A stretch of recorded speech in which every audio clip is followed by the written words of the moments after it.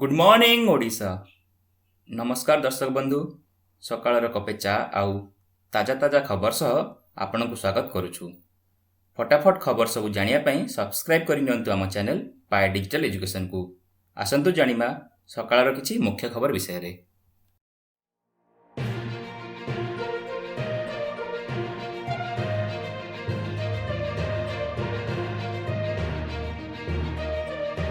आज सकाळर किछि मुख्य खबर बदलिला मानव संबल विकास मंत्रालय नाम।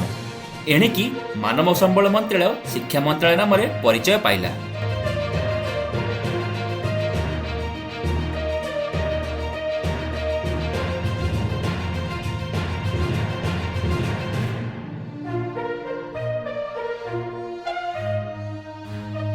दीर्घ 34 वर्ष पर बदलिला देशर शिक्षा नीति।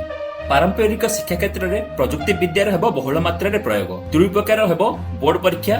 एथिसह नुआ शिक्षा नीति रे स्थान पाइबो विलुप्त प्राय लोककला। षष्ठ श्रेणी रु हेबो वोकेशनल शिक्षा। ए नै केंद्र सरकार को पक्षरु सूचना। प्रकाश पाइला मैट्रिक परीक्षा फल।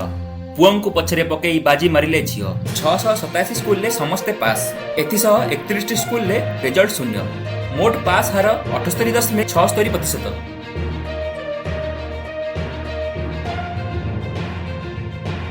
जारी है अनलॉक 3 गाइडलाइन। कंटेनमेंट जोन ने अगस्त 31 जाए लागू रहिबो लॉकडाउन। उठिला रात्रिकालीन कर्फ्यू। केंद्र सरकार का निष्पत्ति।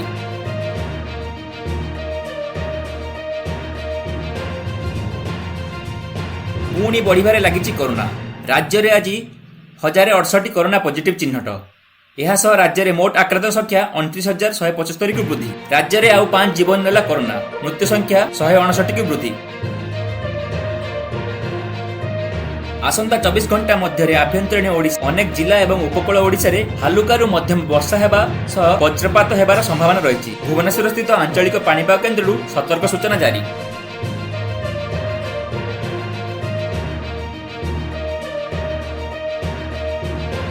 प्लाज्मा दान कले राज्यर प्रथम महिला। बड़ कथा हैला कटक एसी मेडिकल कॉलेज एंड हॉस्पिटल छात्री।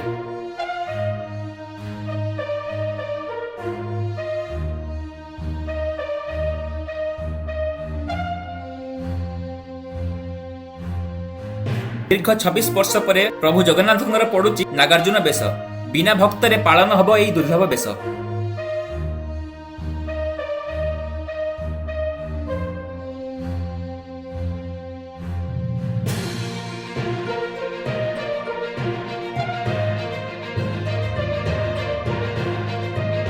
गठन है सुनी वाकफ बोर्ड ट्रस्ट। अयोध्यार रोहिणी ठारे निर्माण हेब मस्जिद।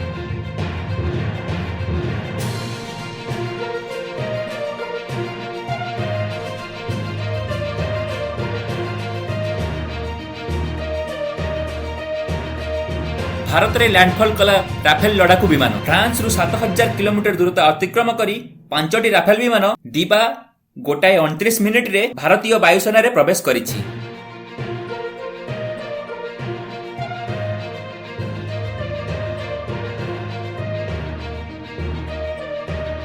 वर्क फ्रॉम होम मोड रे काम करिवे गूगल कर्मचारी। आगामी वर्ष जून मास जाए बढ़िला अवधि।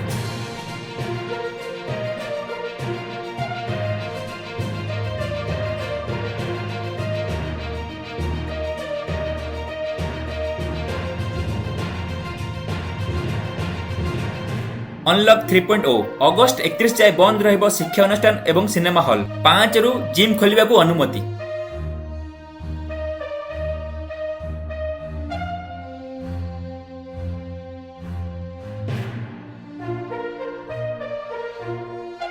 कोरोना कटकणा मध्य पालन हेबाकु जाउछि ए वर्षर स्वाधीनता दिवस।